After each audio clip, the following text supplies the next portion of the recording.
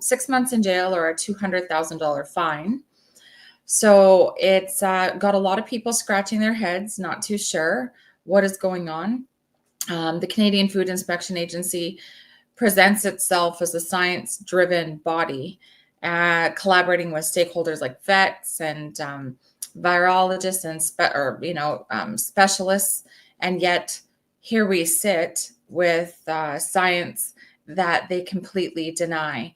So we're feeling as though that it is more of our research that has led us into this problem than it is the avian influenza. As we speak out more and more about the stamping out policy, as we speak out more about the policy, this has gained obviously global traction, which we are very humbled by that support.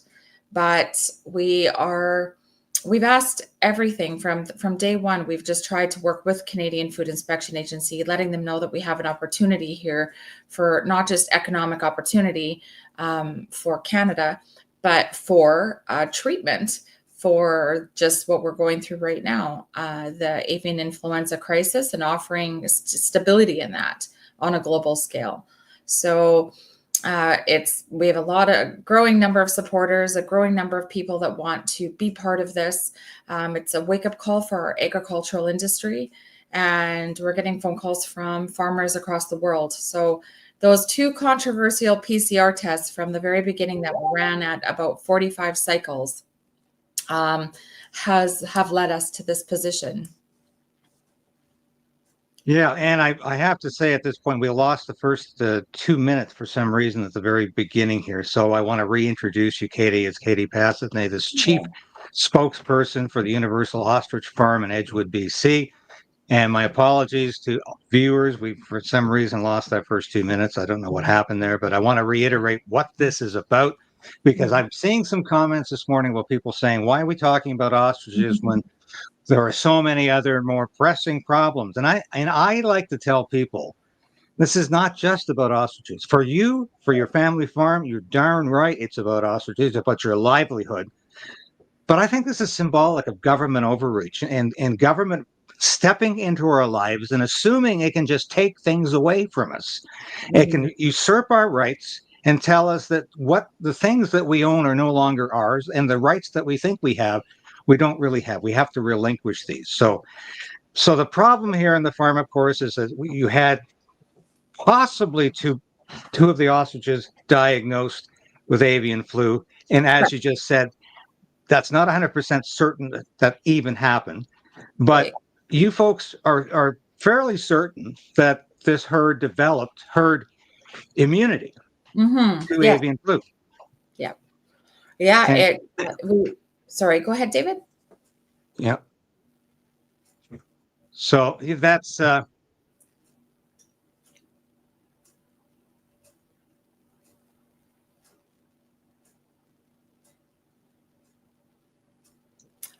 we go. Oh, there we go. Okay. I was like, how many ostriches are we talking? Is it 400 in the herd?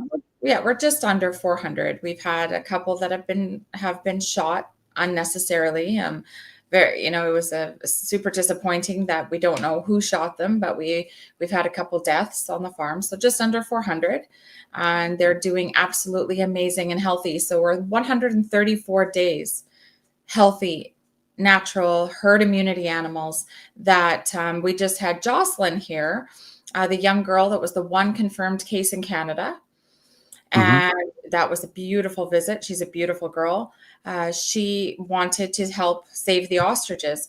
In this visit and in our relationship that we have developed, we learned that her blood is being taken for antibodies by the Canadian government. So how can the antibodies be recognized in a human, but there is no antibodies in animals? And we're stamping out natural immunity, and it's gonna lead us to catastrophic failure in the system here down the road. Yes, well, it would certainly seem to be that way. What, in terms of the economic cost here, if you're forced to, I hate to use the word cull, but if you're forced to eradicate all of these birds, what's the cost going to be to the farm? It's everything. we lose everything at that point. There is no rebuilding. The genetic diversity that we have here, the decades of birds. Our oldest bird here being ostrich, being 34 years old, would be the loss of 2 livelihoods income.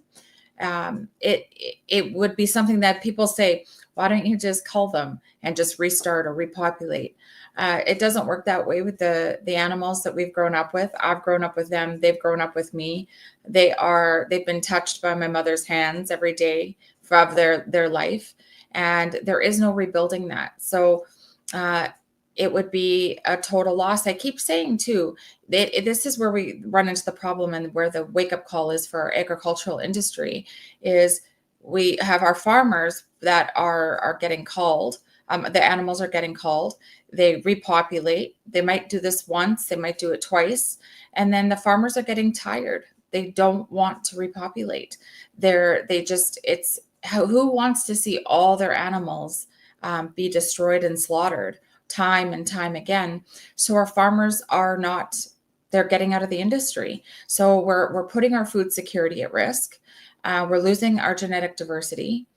We are not using the science that they say that is part of their is what they say they really specialize in, and they take into consideration. We have science here that could better safeguard human and animal health, and we're completely being shut out. So same thing, I always say the simple facts, and it really does resonate with some people. As long as we have avian or migratory birds in the world, we will never be avian influenza free. So the world chases avian influenza free status country to country. We haven't had that here in Canada for 3 years. To obtain that, Canada has to be avian influenza free for 28 days. We are never going to be avian influenza free as long as we have ducks and geese. So why are we killing off our farmers? And it is a huge wake-up call for all of us. So we would be allowed to kill all of our almost 400 ostriches. They wanted us at the very beginning, they said, by our own hands, kill them and bury them back in our hayfield. And then we would be able to repopulate with a whole bunch of young ostrich that have a weakened immune system. They're young, so they would have to develop what these ostriches have been developing for 30 plus years. And they're more susceptible. They're still exposed to the migratory birds. And that leads us back into the same problem again. So we've been offering a handshake to the Canadian Food Inspection Agency, saying we could use our antibody research, which is all natural, to work with wildlife and work with our agricultural sector. So in our commercial poultry facilities, we could be fogging commercial poultry barns with antibodies and enhancing the natural immunity, which is herd immunity. And we could start to see a stabilization in this crisis, again, met with resistance. Even with RFK Jr.'s wonderful letter that he wrote to our federal government and President Paul McKinnon, that is being met with resistance. Because again, when this all started, it started out all about our trading partner policies and what we're protecting. And here we are with our largest trading partners saying, we want to collaborate with Canada. We want to use this research. We want to use the science. And now that's not good enough. Now it's shifted to the public health and safety. Now it's shifted to the food security in Canada, and that this slaughter will go on and without no notice. So the cost of one ostrich is approximately what? How many? These ones here that if we talk about the value of them with their eggs and their antibodies, it's about $93,000 per hen. Yeah, our roosters. Yeah, our roosters are obviously worth a little bit less. They don't produce those golden eggs, but we don't need them to be fertile. However, it's an alarming thing. It'd be a catastrophic loss for both livelihoods. There's no rebuilding after this. So, and then you ask yourself too, what's going to happen to our farmers that are, say, probably in their 50s, 60s, some 70s? They've been doing this for generations, their families, and then they just decide that they have to get out of it because they don't want to repeat the culling process. where do they go? Do they become dependent on our system? What do they do now when this was and is their everything? So we saw it time and time again. We just saw it at the beginning with the truckers were our heroes, and they are our heroes. But the frontline workers are our heroes. They were our heroes. And then now, and then they were quickly villainized by our government through COVID-19 and the vaccination process. And now we have opportunity here with our farmers they are our heroes. They've been a backbone of our country for decades and generations, offering nutritional food supply for all of our families and security for generations to come. And we are seeing our heroes now become, they're becoming the fallen ones. And we're trying to protect that at all costs, that we're not going to make the same mistakes that we made back then. And we have that opportunity here with all the people across the world, and the momentum and the traction and the awareness that this has developed to make that change coming all together. Yeah, it seems to me the federal government and provincial governments across Canada take farmers for granted, to say the least, and they think they can completely interfere with their livelihood and there won't be consequences. I think of, for instance, the access to fertilizer that farmers are having trouble with. Canola farmers are being hit by a tariff from China. And a lot of them are really suffering. But of course, the government doesn't care at all. And just as they didn't care about how the carbon tax was absolutely affecting farmers in a huge way. Yeah. And I always think that authoritarian states, totalitarian states always go after farmers, and they think they have a right to do so. But of course, the consequences could be severe in terms of our food shortages that are coming. Not to mention the fact that we will not be able to export food as we have in the past. But I'll get to the breaking news here because I should have got to this sooner. But I understand we spoke offline earlier that the RCMP liaison called. Yeah. Last time we just made sure we told them, if you're coming for a wellness check, they call it, please let us know in advance, because we do have a lot of people here that are supporting us, and we are watching for the Canadian Food Inspection Agency has let us know that they're coming with no notice. So they called this morning and just let us know that they're coming for a wellness check today, nothing more.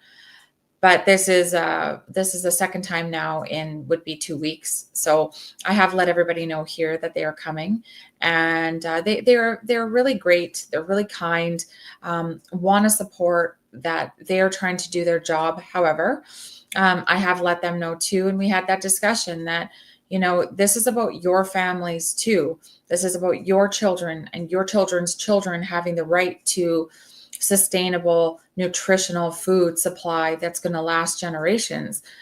What does that look like for you?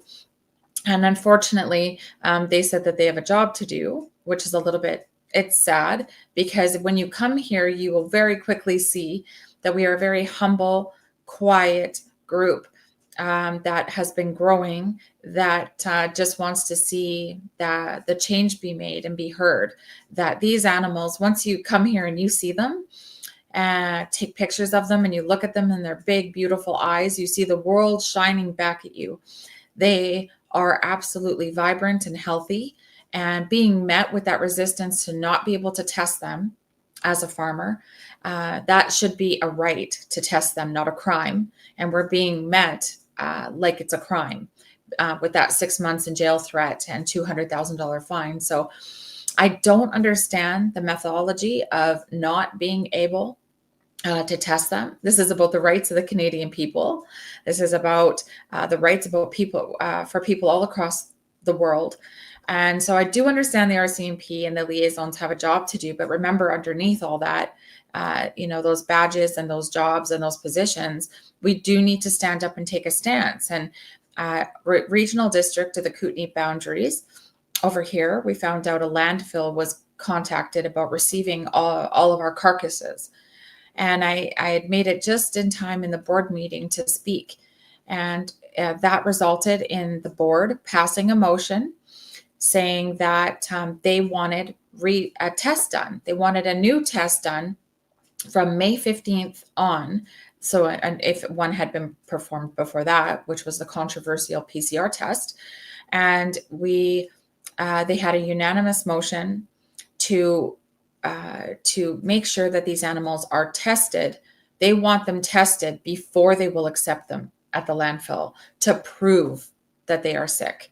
So I don't know why, if they see that too, and the world sees that, and we are getting such traction, why we are being met with such resistance. But I do know, because the longer that goes on, I definitely see that this is the bigger picture. This is about getting rid of our farmers, getting rid of our natural food supply, pushing us into that 15-minute city thing. I don't know if this is too over the top in the show, No. but okay. But you cannot not see it, because these governing bodies that have so much power, which our taxpayer dollars pay into, are the very organizations that are now attacking us.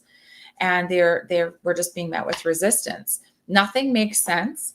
And that's why we're here. And we're just, we're fighting every step of the way. So what's it like thinking that the RCMP or the Canadian Food Inspection Agency can invade your property at any time? They're not even going to give you notice. They're just going to come around. That sounds like a nightmare scenario for me. It is a nightmare. You've raised these animals for decades. They all have names. They are, you look at them, they have personalities. They're funny. They dance in the sunshine. They're clucking, and they do a beautiful little dance called culling, where the males and the roosters put their wings out, and they roll their head on their back. And you look at them and you see so many more years left in these big, beautiful animals. And you look at the common sense of it and go, why can't we test them? And you wake up every morning not knowing, are we going to be met with the Canadian Food Inspection Agency at the gates, trying to lock us out of our ostrich pens, which I know that they do everywhere. They show up with no notice. They lock the gates and they take over control of the farms. They do not need testing either. This is a huge alarm. They don't need testing to be able to come on your property and kill all your animals. They can come onto your farm based off suspicion and kill every one of your animals on the farm. So it's scary. You wake up and you live every day with anxiety, and you're always looking for, like, what is our next move? What's the next? It's like a game of chess, or and it's like, okay, which move and what's our strategy today, and who do we talk to? But we've just been really fortunate that that's also been met with some really high profile people. And then those high profile people are also being met with resistance by the Canadian Food Inspection Agency. So it's so much anxiety because nothing continues to make sense. No, it doesn't make sense. So who will actually be doing the actual killing here? Is it the RCMP? Nope. So Canadian Food Inspection Agency, which is ran by they answer to the World Animal Health, or the Health Organization, which is ran by the World Health Organization. And that governing body answers to the United Nations. We are not even, it's the Canadian Food Inspection Agency sits behind their desk and they sign these cull orders. And remember, they don't even need positive testing to do that. From farmers that I've talked to that have had this process done, they don't even show up on site for the slaughter. They hire it out to a third-party vendor to do the slaughter.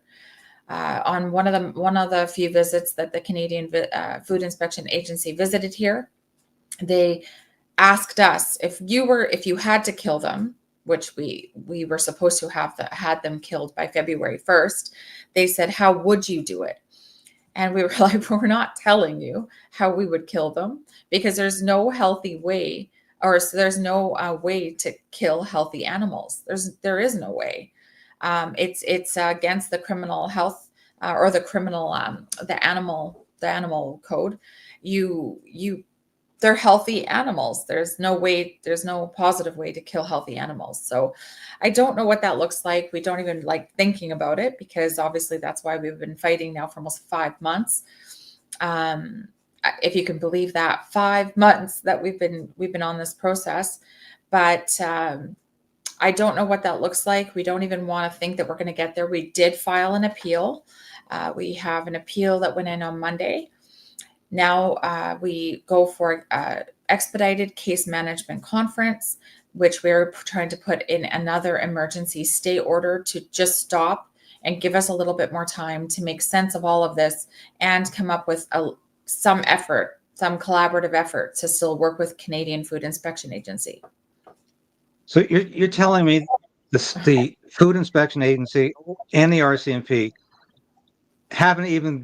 aren't even forced to do the dirty work. They hire a third-party contractor to do this? Yeah, It's they do. outrageous. Yeah, there was a gentleman and farm in Fraser Valley. It was really sad. This is where we are today. Is he phoned? He was scared. He had about 40,000 birds that got slaughtered. They came in, said that he had avian influenza. He just abided by what their wishes were, said okay. He allowed them to kill his animals. I said, do you have your lab results? No. Have you do you have your compensation yet? No. So I was like, so all of your animals are dead. They went in, they killed the ones in the barn first, and then the ones that were out running around free range, they used, I guess they have a special tool to break necks. They killed all the ones outside, and then they put a layer of wood chips over top of them. They burnt them. They then proceeded to take all those ashes and take them to a dairy farmer's field and spread those ashes around a field. But again, the two other alarming things is that no compensation yet, no lab results. I asked him, I said, try and get your lab results, see what you see. And again, these lab results were PCR tests ran at 39 cycles. So we're using, these are outdated policies. They're not using the appropriate testing. We are putting all of our food security at risk. The stamping out policy, it's clear it's not working. By wiping out our natural immunity, which is our nature's most powerful defense system, it's allowed species, including humans, to survive for millions of years. And here we are with leading up to what will be some of the biggest catastrophic consequences that our world will ever see. And I think this is where the agricultural industry and all people across the world step up and see this as a wake-up call. And that's what we're fighting for here at Universal Ostrich Farms, is the policy, the outdated policies to be revisited and relooked at, especially with new government coming into office. We're really hoping that that's going to encourage somebody else to listen. The voices of the people, which are very loud right now. We have hundreds of thousands of letters that have been sent in to the Canadian government saying stop. We have Dr. Oz out of the United States, John Catsimatidis out of New York. We have Mindy Patterson from the Cavalry Group in Oklahoma. Trent Luce, he's a generational farmer out of oh gosh, I always forget, and I'm not going to get it wrong. So he's going to really be upset with me about that one. But in the United States, we have RFK speaking out on this, and everybody is just shocked that with all of this uproar and everybody saying, let's just test these animals, the Canadian Food Inspection Agency is saying absolutely not. And the cull order will go on, and we will show up with no notice.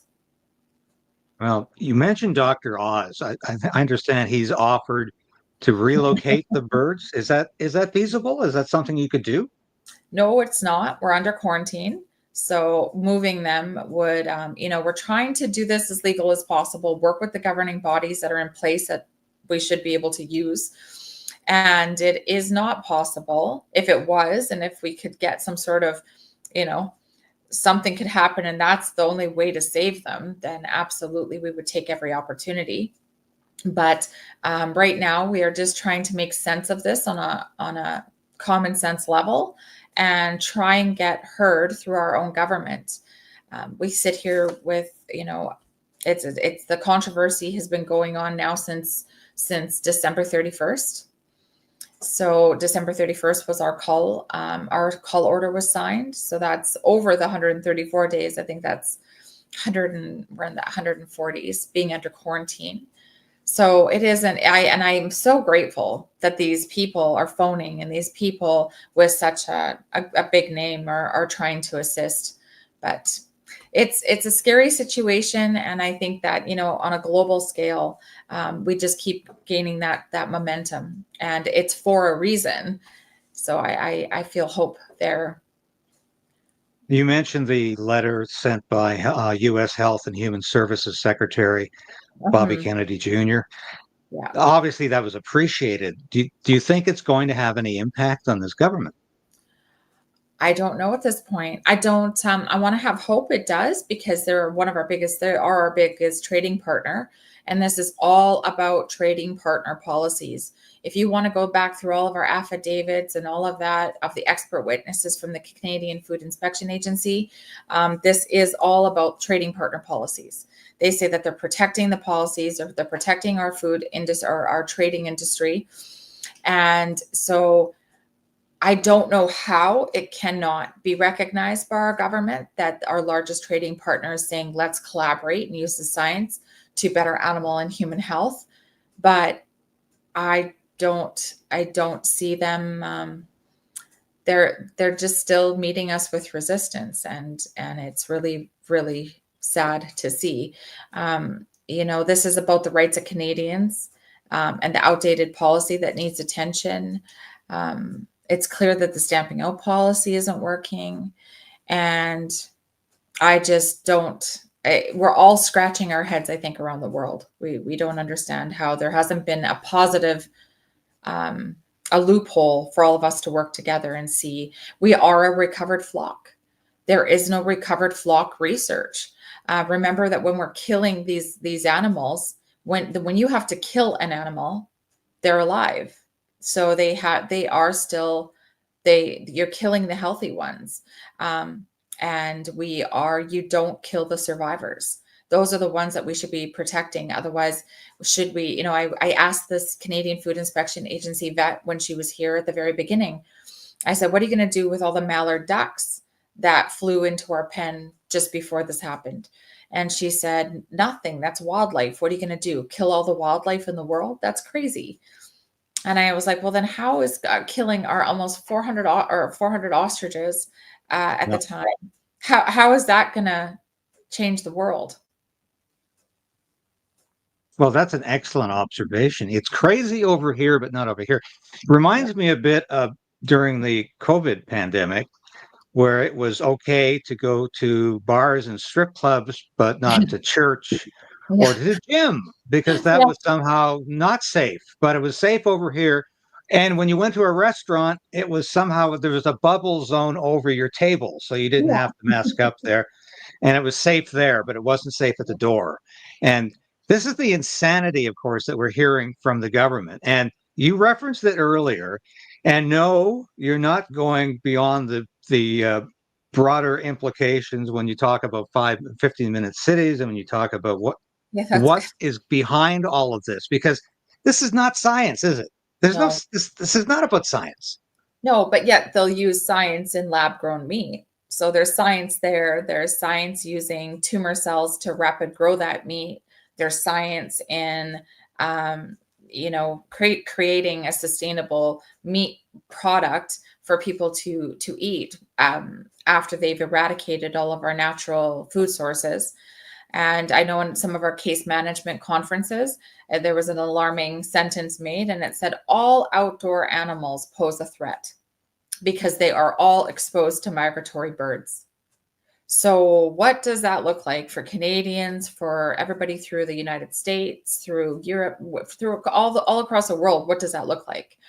Our farm put out an olive branch. Again, there has to be a middle body.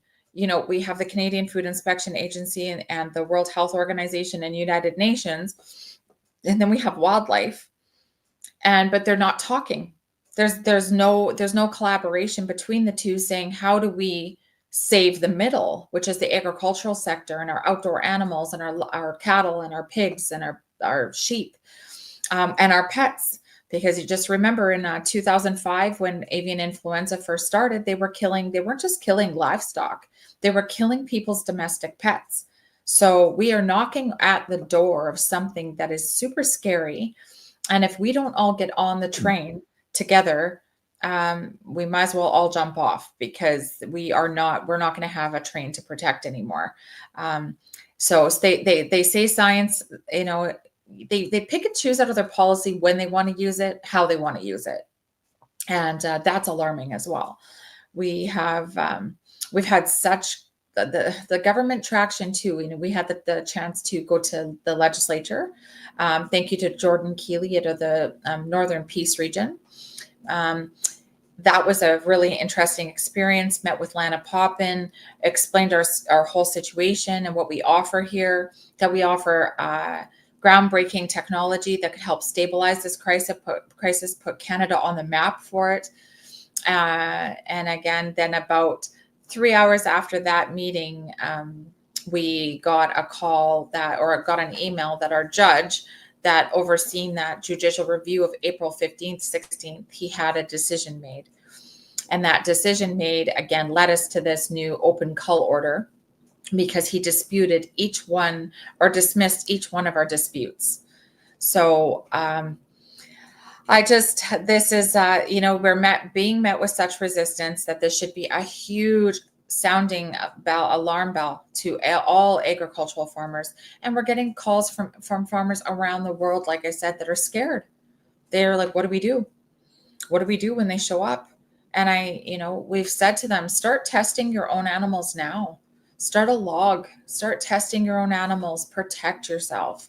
We found ourselves in this situation, and along the legal journey, that landfill that was going to get the contract and accept our carcasses of our animals if we had not went to the board meeting, we found out that they were contacted about receiving a large volume of animals in November. Large body animals, large volume of animals, large body mass in November. That was a month before we even had contact with Canadian Food Inspection Agency or had symptoms. There's a lot of things that just don't feel right about this whole situation for our farm and people around the world that have been watching. And we're just fighting for transparency, clarity, and change. Well, you certainly are. And when I said this is not about science necessarily, it's about politics. This is politics again, just like the COVID mandates were about politics. It's about government control. Mm-hmm. The government is terrorizing you, and I think in a very literal sense, but not just you. They're sending a message out to Canadians that you have no rights when the government decides you have no rights. Yeah. And in this case, they haven't got a leg to stand on, basically, is what you're telling me this morning. There's no good reason to call this herd. No. And it's based on assumption. And it's based really, in the end, on politics. The government wants to show you who's boss. And this is what I think is most frightening about this. And that's the message I'm trying to communicate to the people who watch this show, and to small c conservatives, libertarians out there who are concerned about the encroachment of government in their lives. This could happen to you next. It's not just the ostriches. The government could decide you're unsafe and you have to be put away.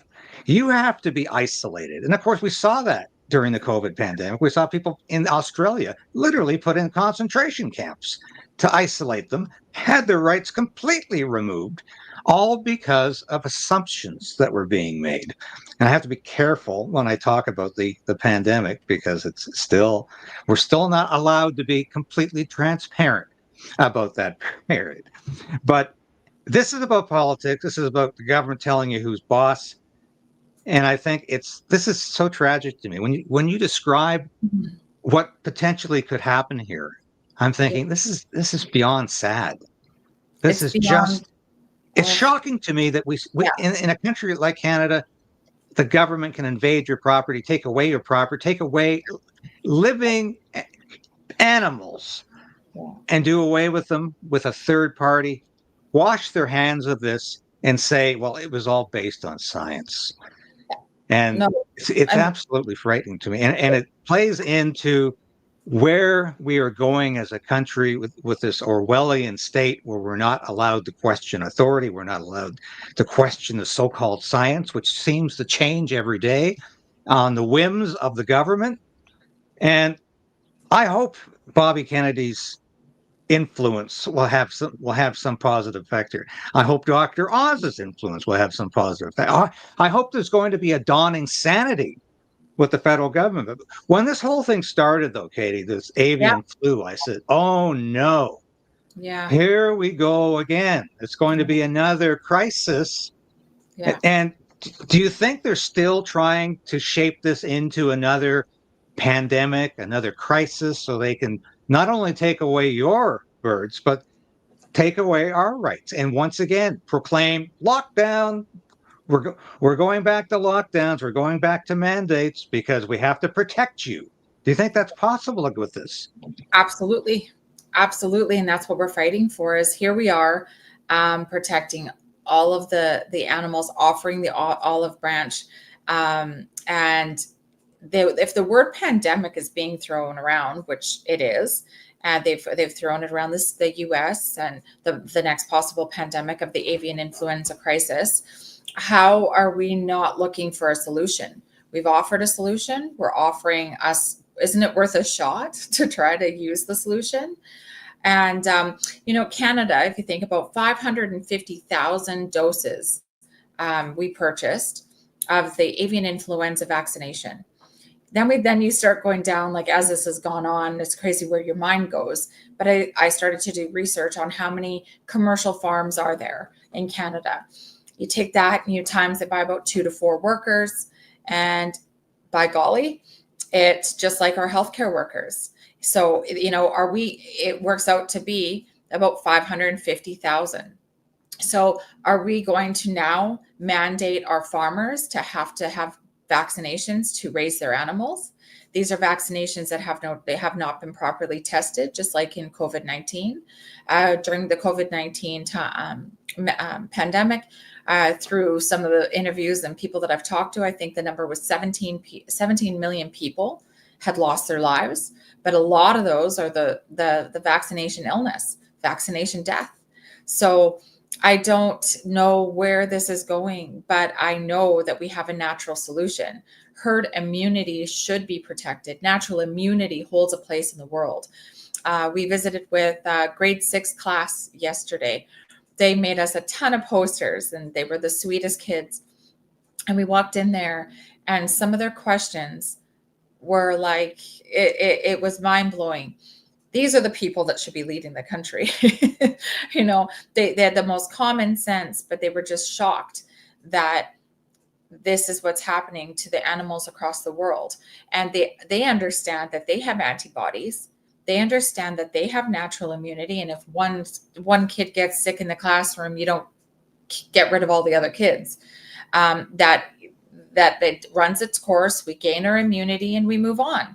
And that's what's going to happen with our migratory animals, our birds again. The weaker will die off, the strong survive, and those are the ones that continue to breed, and then they breed out the whatever strain or whatever is going on, whatever virus.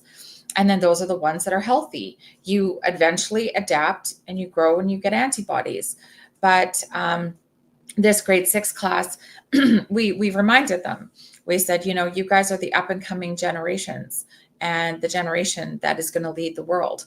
And you keep thinking this way and you keep an open mind and you stay innocent at heart, because this is what we've lost is it's become a political, you're right, politics versus science, politics versus so many things.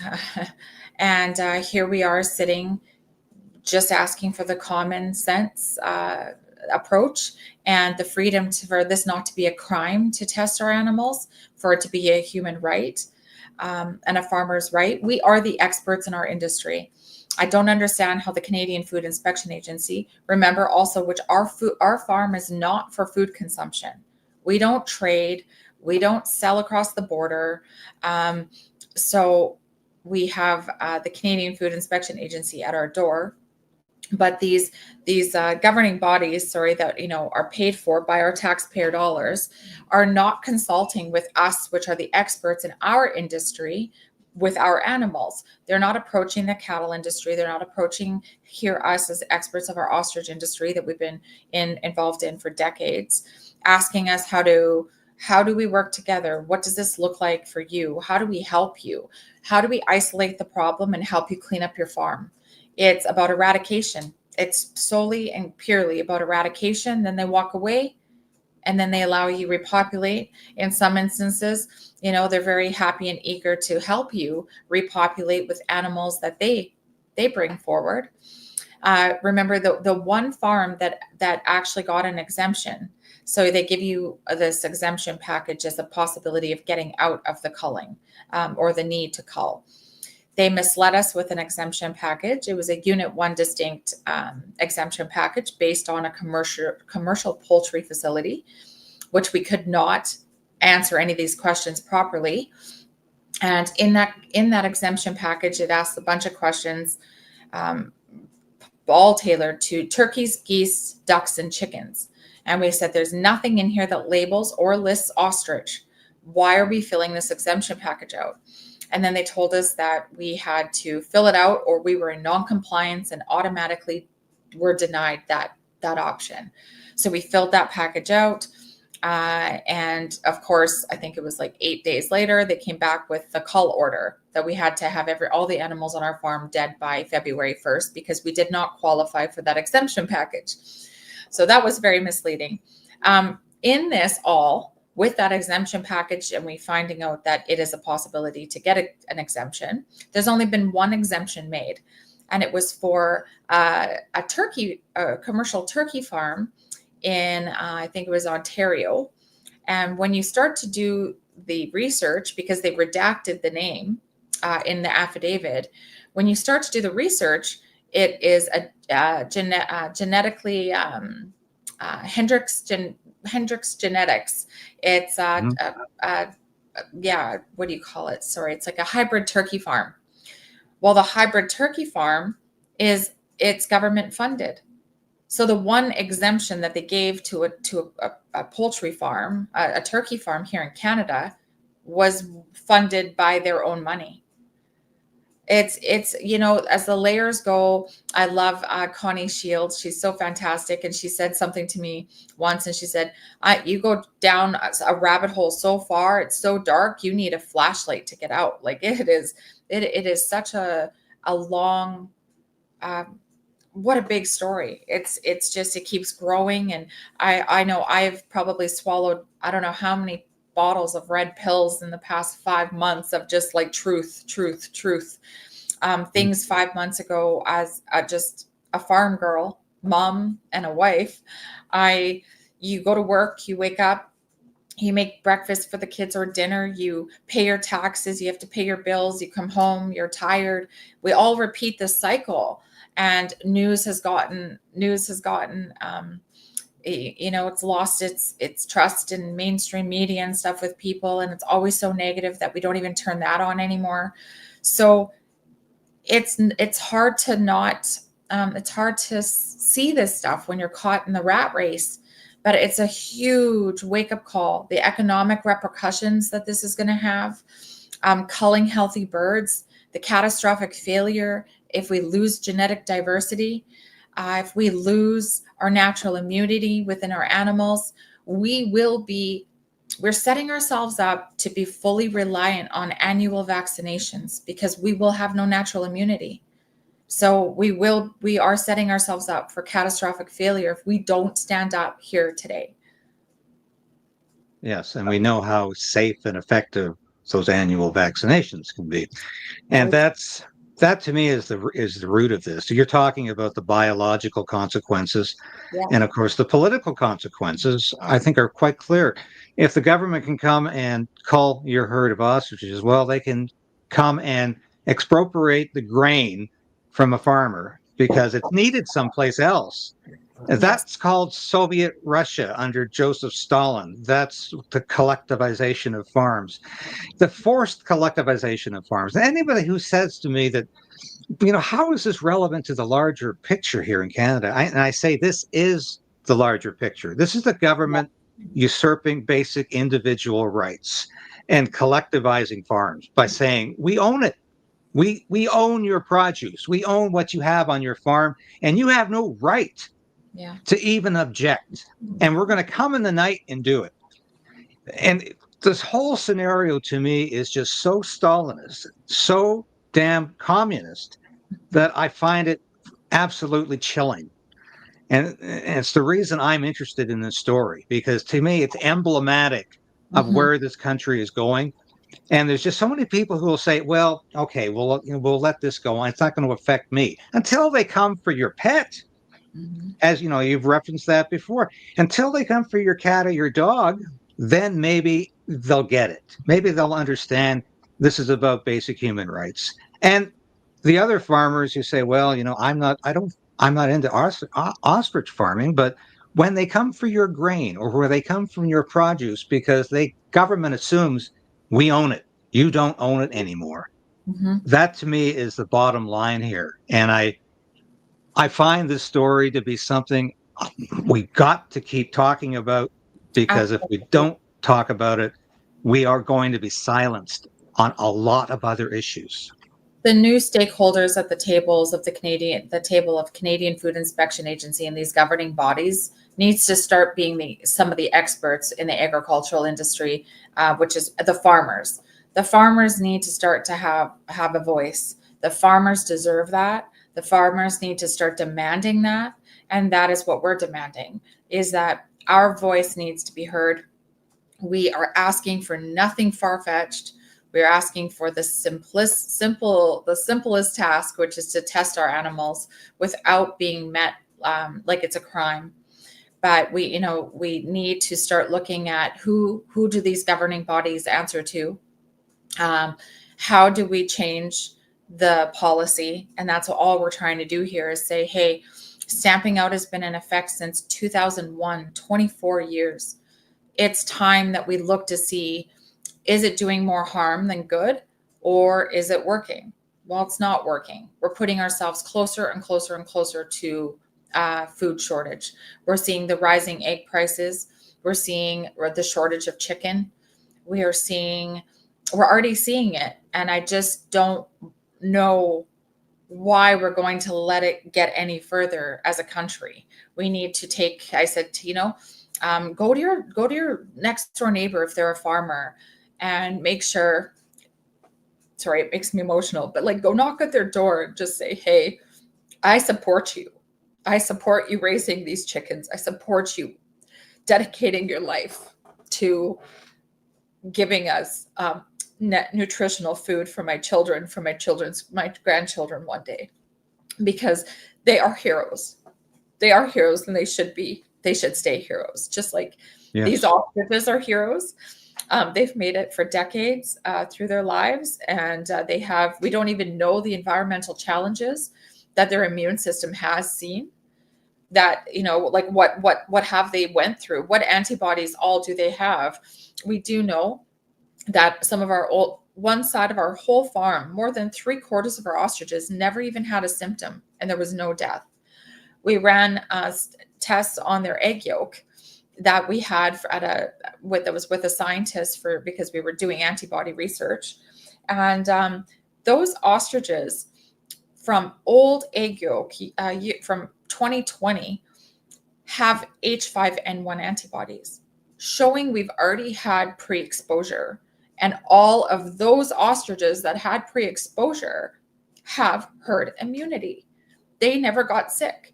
They're healthy. It was all of the ones that have been, brought onto our farm 2020 after.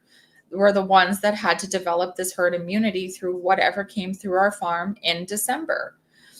So let's be the heroes. Let's stay the heroes. Let's protect the heroes, frontline workers, truck drivers, our agricultural sector. We need to take a stand on a global level and say that now is time. It's time for change, and we stop it today.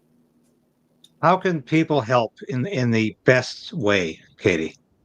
Yeah, you can pray, share, make this a hot topic around wherever you live. This has to be discussed.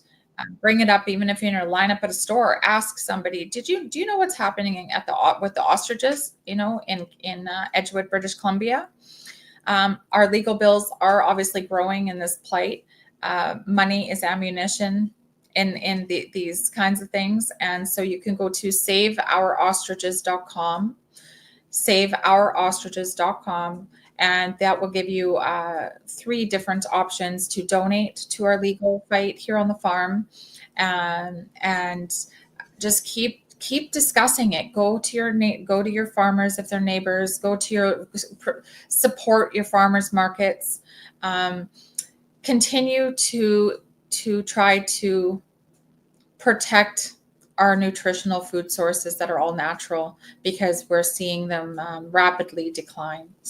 And reach out to us. You can follow me on Facebook, Katie Pasitney. I'm trying to do live updates every day, let everybody know what's happening here on the farm, and feel free to reach out. And especially if you're concerned as a farmer, or you've went through something like this and you have a very similar story or not similar story, contact us, because we are trying to gather a good group of us to start to feel more safe, and start an association as well. We're well on the way to that. Just giving farmers a safe landing pad and a place to discuss these topics without feeling the threat of government overreach. Katie Passathne, thank you so much. And we're with you. We support you. And I think all of my viewers do as well. Thank you for your time. I've taken up a lot of it this morning, but I think this was a fantastic conversation. And we're going to promote the heck out of this broadcast today. And we'll stay in touch, Katie, and let me know if anything happens here, because I want to continue to report on this. Yeah, I appreciate you, David, and all your listeners and your viewers and your audience. So thank you for continuing along with us, and I appreciate you. Okay. Bye for now, Katie. Bye. Thank you for watching today. I think that was a worthwhile conversation, and we need to be concerned about this, because it's not just about one ostrich farm. It's about our rights as Canadians, our rights to property, our rights to our land. The government wants to take that away from us. This is what we're fighting.